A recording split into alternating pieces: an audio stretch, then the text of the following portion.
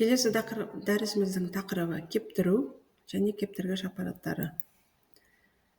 Кептіру процесінің қолданылуы, конвективті контактылы кептіру, ылғалды материалмен байланысының түрі, кептіру кезіндегі тепе-теңдік, процестің және кинетикасын қарастыру. Материалдардан ылғалды буландыру тәсілімен шығару процесі кептіру деп аталады. Кептірілетін материалдар қатты, түйіршікті, паста тәрізді немесе сұйық ерітінділер болуы мүмкін. Кептіру процесі химия өндірісінде өнімнің сапасын арттыруда, тасымалдануын арзандатуда, өнімді сақтайтын аппараттардың коррозиясын азайтуда және тағы басқа жағдайларда кең қолданылады. Кептірудегі тепе-теңдік. Ылғалды ауа мен материал жанасқанда төмендегі екі процесс өтуі мүмкін. Кептіру – бұл материалдан ылғалдың десорбция, кептірілетін материалдағы су буының парциалды қысымы оның ауадағы парциалды қысымынан үлкен болғанда.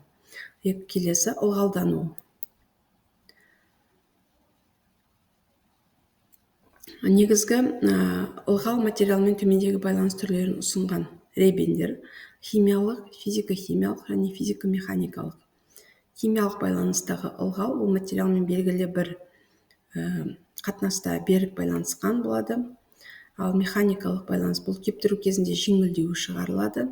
Ал физико-химиялық байланыстағы ылғал бұл адсорбциялық және осмотикалық болып саналады. Адсорбциялық ылғал материал кеуектерінде және оның бетінде берік байланысқан болады.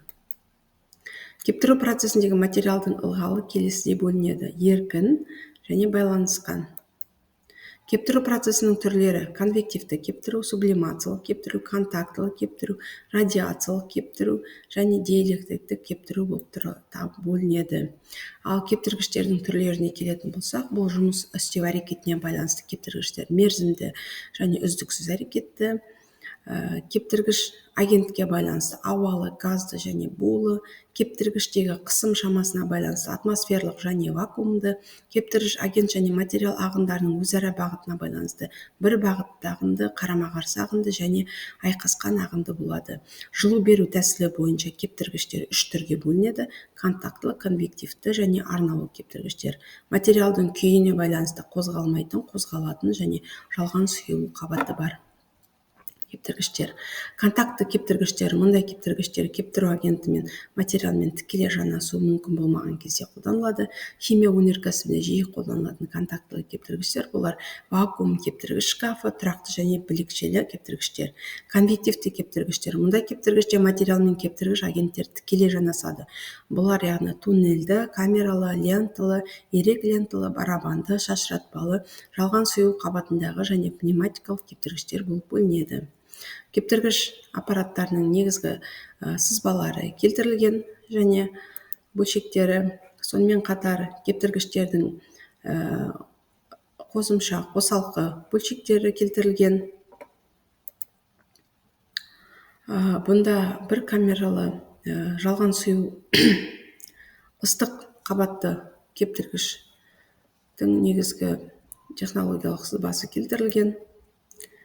Ал бұнда қайнау қабатты бар кептіргіштердің сызбалары келтірілген.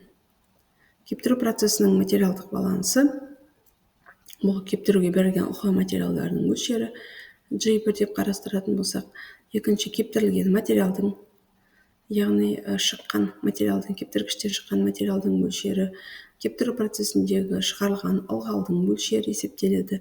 Сонымен қатар абсолютті құрғақ газдың шығыны, сонымен қатар X1, X2 кептіргіш камераға кіргенде және шыққандағы газ құрамындағы ылғал мөлшері есептеледі.